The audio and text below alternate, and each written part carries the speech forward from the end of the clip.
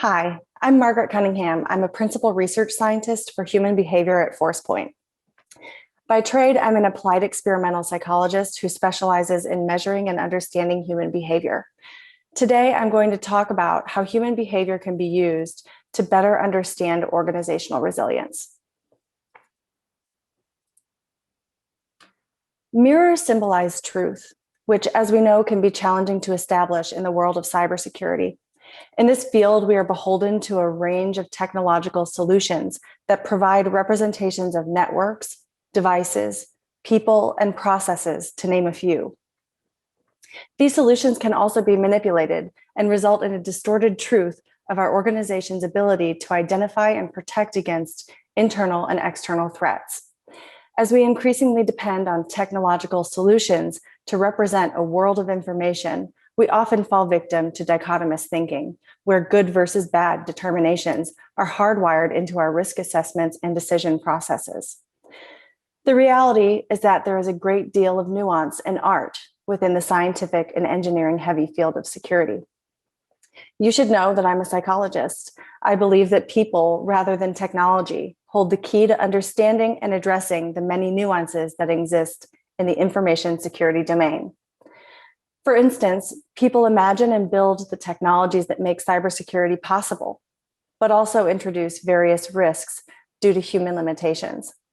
People are the forces that can bolster or alternatively destroy an organization's capabilities and resilience. I'm also biased in that I believe that most people are good, while also recognizing that on rare occasions we come across individuals who are not very good at all. I also believe that many people fall somewhere in between, and that these people may in fact be the most resilient and simultaneously risky people within our organizations. They're creative and adaptable, and in these traits lie behaviors that may be at odds with an organization's goals. Today, I'm going to discuss how understanding human behavior is a critical component for addressing security issues that continue to impact organizational performance and resilience. I will highlight how to use observations of specific human behaviors to identify and subsequently address systemic issues that exist within our organizations. My goal is to illustrate how, when things are going well and an organization is high functioning and resilient, people make fewer mistakes, break fewer rules, and engage in fewer insider threat activities, which ultimately means that an organization's security stance is vastly improved. I also hope to illustrate how, when things are not going very well, or during periods of high stress or change, we find the opposite behavioral trends, which ultimately means that an organization's security stance is diminished. At the end of this presentation, I hope that you'll walk away with a new understanding of how valuable understanding behavior and the context around behaviors is to your organization's overarching security strategy.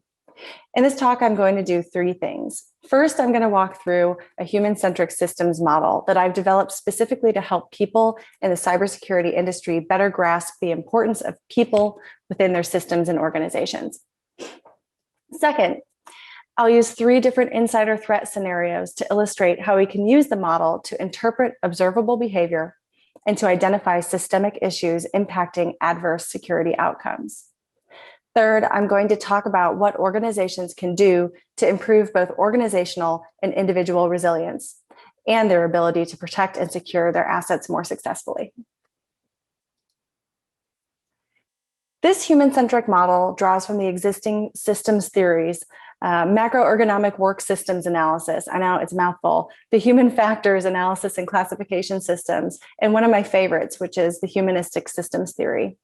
What these models all have in common is that they focus rather heavily on human beings and how humans behave within their environments. I also want to note that when I say model, I mean something that is comprised of different components, boundaries, processes, influences, and perspectives. In this instance, I also believe that the components of this model have the ability to be changed in some way that can yield improvements. The components that I will be talking about today are the human component, implicit components, organizational components, and one that I've grouped together as proximity, perspective, and relationships. The human component focuses on observable human behavior. How we observe behavior is in part determined by the sensors and technologies that we have in place. When we have the correct tools, we can determine what people are interested in, as well as their habits and proclivities. Even typing patterns offer ways to create behavioral signatures for individuals. It's also imperative that when interpreting observable behavior, we consider individual differences. People are born with or learn from their environments unique and enduring traits. These traits include things like personality, culture, beliefs, attitudes, biases, aptitude, expertise. The list goes on. And these unique individual factors also influence how we process information from our surroundings and, in turn, how they influence our behavior. In security, the human component is where we see the misclick, the accidental share or email. I have to say, I've definitely emailed a file to the wrong person because the email name autofilled for me. It happens all the time. So it's also where we might see other things like evidence of dissatisfaction or even evidence of data stockpiling and access creep. The implicit component is a little bit different. The implicit component includes immediate environmental factors, including external and internal dynamic states. So these are interpersonal issues and human plus technology issues to get it started. This includes interfaces in our technological environment, time pressure, workload, social interactions, and emotional responses. It also includes what we're planning on doing, what we're using, and where we are. It could be immediate situations, and it can also include something like an emergency. Implicit components can be challenging because they're hard to see in data. They're also not necessarily very straightforward. For example, while we can see physical environmental factors, actually measuring their impact on people or people's performance is much more challenging. That said, implicit factors are very real, and they have a large impact on real outcomes and on people's behavior. In our world of security, practitioners are extremely familiar with burnout, alarm fatigue, isolation, stress. They also know that these factors impact their ability to do their jobs, and these factors can have a negative impact on their personal lives. Generally speaking, almost everyone experiences distractions, interruptions, fatigue, and social issues at work. The software and hardware that we use, how we access assets while working from home, these are all things that fit under this fairly large implicit component umbrella. And while we might be aware of these factors, they're hard to see in the data. But we need to do a little bit of a better job of understanding how they feed down through the more explicit human component factors like observable behavior. The organizational component encompasses culture. The organizational beliefs, assumptions, values, and ways of interacting, both internally and externally, build the social fabric of a company. For instance, some organizations have a very hierarchical culture, while others have a more casual, open-door culture. There are other organizations that pride themselves on having a culture where employees base their identity on their role or on their association with the brand. Culture is, pretty commonly starts at the top, and it is in many instances driven by what types of behaviors are reinforced by leadership. So interestingly enough, there are a lot of things that we can track and measure when it comes to organizational culture and other organizational factors. We can look at resource tracking, different plans for processes and improvements. We can review policies and rules. We can even read a mission statement and look into the public branding. In security, the organizational component is critical. This is where we end up determining how much money is spent on security and how it's allocated within that space. It's also the place where we tend to see what types of policies will be put in place to manage our users and data. So it's a pretty big deal to keep track of what's going on at the organizational level. So leadership, including overarching plans for addressing information security processes, plans, and product acquisition, have an enormous impact on an organization's security posture and culture. Many of you here today may actually be very aware of or feel the direct impacts of this resource and process allocation within your organization. And you may also be someone who's in the decision-making position as well. So finally, and I think this might be my favorite part of this model, it's proximity, perspective, and relationships. So people's perspectives are, they shift based on how close they are or their proximity to various behaviors. And what I mean by this is that we have a very different perspective or opinion about our own behaviors, which we're very close to, than we do about other people's behaviors because they're further away. For example, regular employees, everyone out there sort of expects a certain degree of protection that they should be provided by email security, web security, whatever we have installed on the laptop that we've taken home with us for the past year.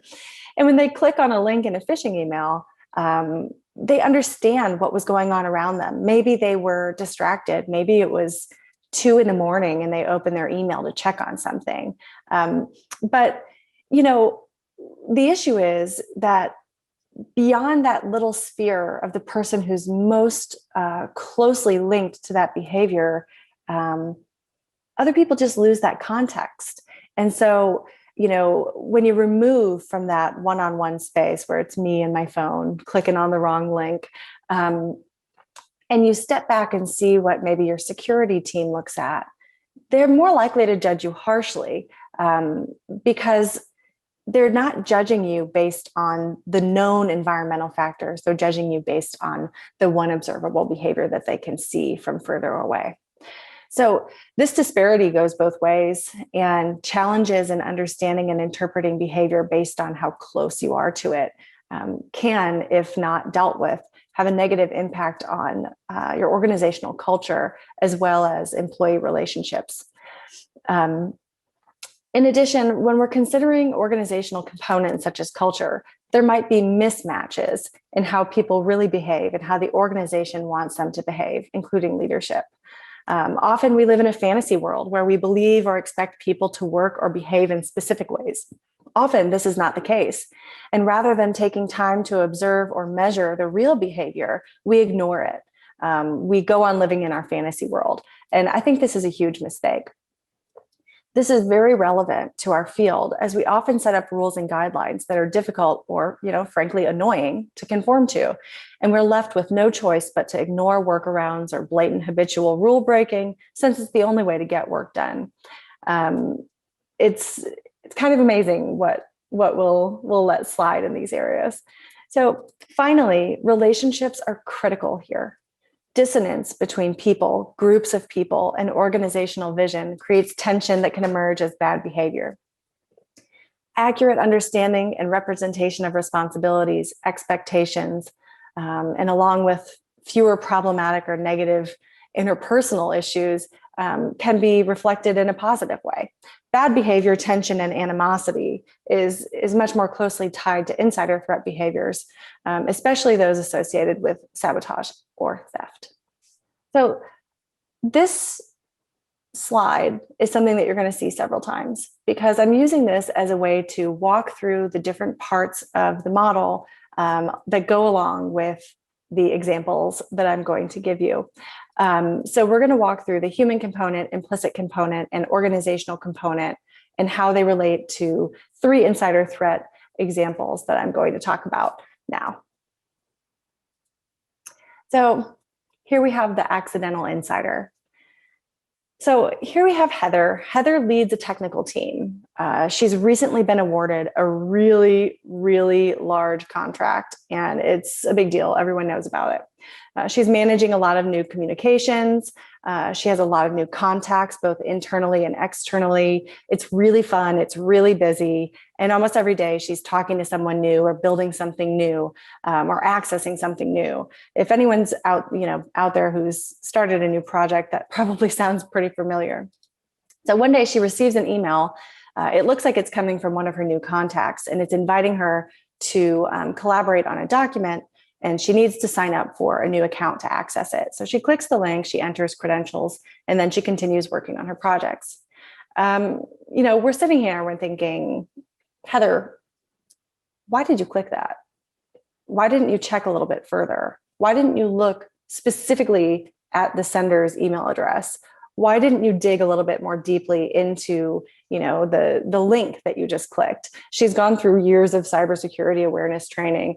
What gives, Heather? So let's take a look and see what happened. So first, we know a few things about Heather as a person. She is a leader. She's very active in her organization, and she's very collaborative. She's a conscientious high performer, which frankly is one of your most valuable people. What we see in terms of her explicit human behavior is that she clicked a link and entered her credentials into a malicious site.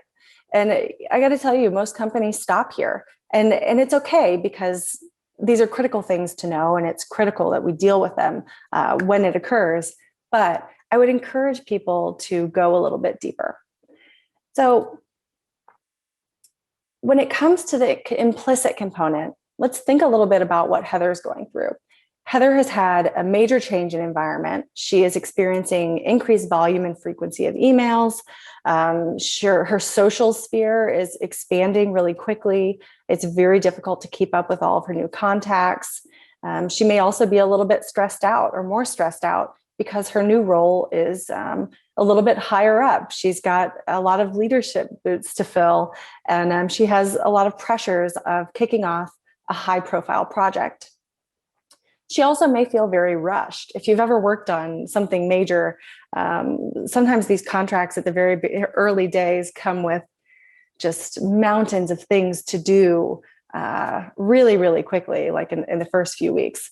So she may be experiencing those types of pressures. In addition, the collaborative software systems that her company uses aren't great. They make it more difficult and slow to share items. So rather than depending on her company's sharing, she often will sign up and use another company or an external company's sharing platform instead of theirs in their own company. At the organizational level, we found something out. A new executive decided that they were going to downgrade web and email security products because they found something cheaper. One of the things that they noticed is that it had been a while since something bad had happened, and probably not news to you, but it's probably because their previous products were a little bit better at blocking things from reaching their employees. Employees are also kind of under the gun. They very much are expected to follow the rules, and the organization is very authoritarian, where they're known to fire people for accidents and mistakes. So looking at the big picture, the proximity, the perspectives, the relationships, Heather didn't notice that she made a mistake. She's very close to it, but she didn't notice. She finally realized she made a mistake when her account locked her out. She spent hours trying to work with IT, reinstating her account, trying to deal with loss of work. And when she finds out about her mistake, she feels bad, but the email looked fine. The page that she entered her credentials in looked fine. However, management, who's a little bit further from the action, finds that she was negligent, caused a data breach, and she's damaged the company. So Heather, who is a top performer, is now placed on a performance plan to help build better behaviors as a reprimand. So this perspective and the proximity has damaged their relationship. The expectations are mismatched, and the trust between Heather and her employer has been negatively impacted by that experience. So how do we deal with things like this? How do we cope with mistakes and accidents? So first, I believe that we need to invest in behavioral analytics that can accurately measure behaviors associated with human error. How many links were clicked, how many accidental emails were sent, how many credentials were compromised over the course of a year. Can we start learning a little bit more about the contextual factors that may have contributed to that mistake? What were the outcomes? If you made changes, how did it impact people's performance in this area? We also need to use security solutions that limit exposure to risky situations, and we need to keep all of those solutions updated. There are a lot of fancy things out there these days, and things like email and web are enormous for helping people have less exposure to some of the more risky things that can land in front of their face on their computer, like phishing emails, for instance. We also need to keep in mind that people are always going to make the mistake. Someone's always going to click the link. Someone's always going to open something that they shouldn't. And it's important to keep in mind that we need to focus on error tolerance and building out mitigation strategies rather than focusing on no mistakes ever. There's no possible way that we can train away human error, and focusing only on training, for instance, is not going to get you as far as you need to get with regard to protecting your company from things like human error. So let's take a look at another person here who has unfortunately caused some problems for his company.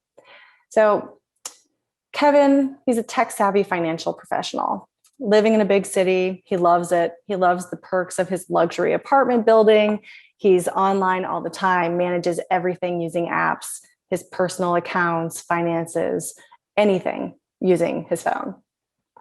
Every quarter in his role, he engages in a major financial review for work, and he is the one who's in charge of building the executive slide deck.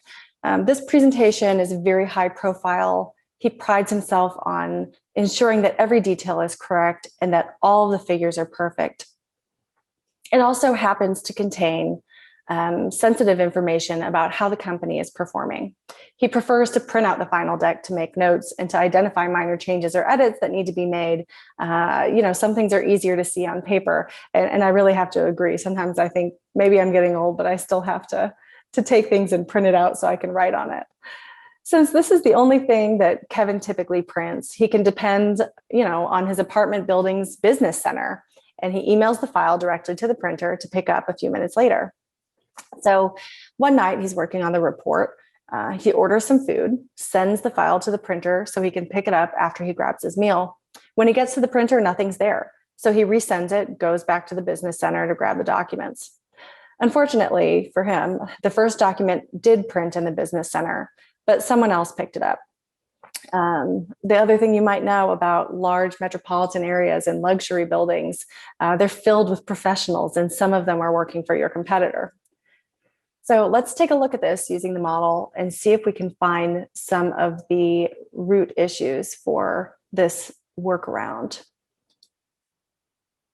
So first, let's explore the human component.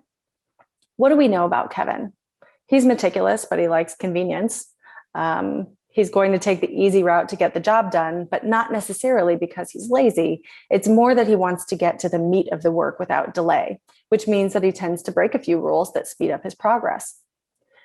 What a company might see in terms of their data at the behavioral level, they'll probably see that Kevin printed a document, and a lot of companies stop there. Some other companies who have a little bit more capability in this area may be able to tell that Kevin printed a sensitive document. They may be able to tell that Kevin used an unapproved or strange printer. You may notice that he printed the same sensitive document twice using a strange printer. And, when you get there, a lot of places stop again at this human behavior level. So let's go further and look at some of the implicit components that have impacted his choice to engage in this behavior. So Kevin's home office setup is bare bones. He likes to grab his laptop and work from other spaces. He rarely feels the need to use a fancy setup. Plus, he's got a great office to go to whenever he needs to, barring global pandemics, right? He also doesn't want to take up a lot of space in his apartment. He's been waiting out work from home. He's getting along, pretty okay on his 13-inch laptop. It's just not the best for reviewing, big important presentations. Since he rarely prints anything, it didn't make sense to get his own printer either. So Kevin's manager earlier in the day reminded him that he needs to make sure the presentation is perfect. They have an okay relationship, but his manager is demanding and can be critical when work products have minor errors. So this is a lot of pressure, both in quality and potentially in time, that could be impacting Kevin's decision making. At the organizational level, Kevin's organization is, it's a go-getter culture where things are done fast, and perfect is the most important factor. People tend to work in isolation. They like to keep their big projects to themselves. The employees are hyper competitive. And, if they see somebody making a mistake, they're not really shy about it, and they will point it out and critique others. So the other factor here is that in this organization, the culture is one of compliance. So all of the information security rules and policies are based on compliance almost exclusively. And while they're sensitive in some areas, employees can quickly learn workarounds from their peers and supervisors for accessing information or for getting work done in other ways. When it comes to proximity, perspective, and relationship, Kevin does a very good job of rationalizing his actions by aligning his behavior with organizational norms. He knows everybody's printing things where they want to. He knows people share using personal cloud accounts. He knows people avoid their communication monitoring by using personal phones and text messaging or whatever. He's also aware that printing in a business center isn't ideal, but he's going to do it anyway because part of the culture in his organization is implicit approval of breaking certain rules. Management, while they're further from the action, they may not ever be aware of Kevin's behavior or the fact that somebody picked up the printed document. If they were aware, they might not even care that he printed it. They would only care if there's an adverse outcome due to the competitor learning about their financial status or something else in the report. And if there was an adverse outcome, they would have Kevin to point to. So this is a situation where the employee's actions mirror and are aligned with the organization's values. His behavior, which is risky and not really representative of a healthy security culture, mirrors the health of an organization, which the security health of an organization, which isn't that great.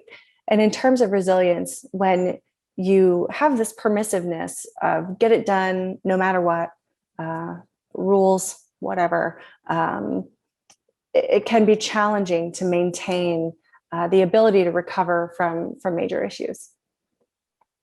So what can we do about workarounds? They're very common and they're very creative, and people find new ways of skirting your policies every single day. So one thing that we can do is, again, turn to behavioral analytics and look for analytics that can identify anomalous behaviors. And when I say this, I don't necessarily mean just an individual person. We can look at the rules that individuals or groups of people are breaking. And then we can in turn decide if it's time to adjust some policies that aren't working. So if every single person in the marketing department is breaking the same rule, maybe that rule isn't compatible with the work that they're doing. For very, very critical things that you can't say, sorry, we're going to take the rule away, forget about it. There are ways to create systemic constraints that block or prevent high-risk behaviors. You must know, first and foremost, where all of your high-value assets are and how your employees interact with them, which again is a behavioral factor. And then communication is key. So slowing people down or blocking people from doing things can just increase people working around the rules. However, if you can communicate the meaning of the rules and make the impact or the purpose visible to the users, you have a much better chance of people following through and following your critical rules. So finally, we have the disgruntled, the destructive. So we have Rita. Full disclosure, that is what my husband calls me when I'm angry, Rita. So we have Rita here. She's been dealing with a boss who won't recognize her contributions. The boss takes credit for her work. She's undervalued. She's underpaid. She knows. She also realizes that her manager has been using her entire team's materials for years, and no one will say a word about it. No one likes this manager. It's been 3 years. Rita's waiting for the title change. She's waiting for the raise. She's promised more money because she's continuously taking on more responsibilities. It seems like there's not another team, and a lot of her peers feel the same way. Whenever she complains, she's told, this is the way it works. This is a startup. Leave if you don't like it. So what do we know here about Rita? So we know she's talented and we know she's mad. That might actually be enough. What can we see? So Rita is stealing data. We see the data leave. She's also sabotaging and damaging data, which we may be able to detect if we track things like file deletion on our networks. At the implicit level, she's having a pretty acute triggering emotional response that has had a huge impact on her behavior. The work environment is stressful, it's negative, it's toxic. We can see that in the fact that no one in her peer group is satisfied or happy or interested in staying and working there for much longer. At the organizational level, this is a markedly toxic culture. It's weighted towards the powerful, and it really leaves some of the workers in the dust. There's also a lack of investment in professional development and a very fast and loose, cutting corners environment. In terms of proximity, perspectives, and relationships, Rita did something, really bad, but she did it on purpose. She meant to cause damage or disruption, but from where she was sitting, it was justified. She felt ownership of her work, and she was taking the opportunity to leave with her work, while also retaliating against people who she felt had wronged her. In another set of shoes, in the management and the organization, at the higher levels of the organization, they see Rita's actions as entirely malicious and take no other view than to mark her as the culprit. Her boss notes also that she's difficult to work with. This is another situation where the employee's actions mirror and are aligned with the organizational values. Her actions and her feelings were fostered by the environment, and the environment will continue to foster disgruntled feelings and potentially ongoing insider threat activities. So, what can we do about bad actors? This can be hard because sometimes if you have a very toxic culture, the people who need to do something about it are making the decisions. So first, again, I'm going to turn to behavioral analytics. There are products out there that can highlight interpersonal and social behaviors. In this instance, it would have been very valuable to identify her manager, who likely had a high turnover of his employees and also poor reviews.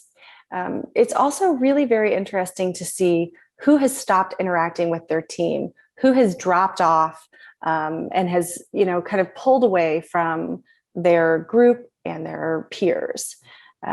There are also ways to identify people who are very upset through looking at negative communication.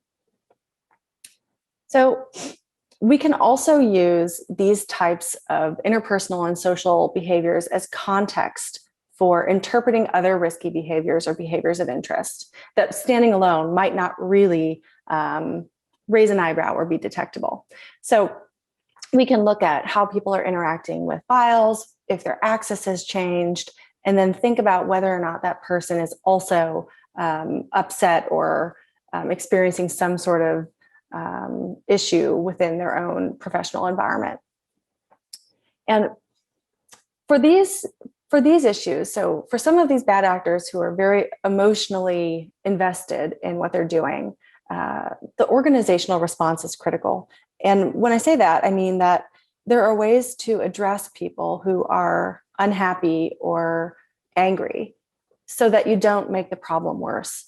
And so it's very important to have a plan in place early so that you're not cobbling something together as someone is kind of devastated or planning on retaliating to your company. So I'm going to leave with just a few summary items and some key takeaways. And what I've done here is really consolidated some of the items that I listed after each of the three examples. So first and foremost, as you can tell, I'm a big believer in behavioral analytics and understanding human behavior.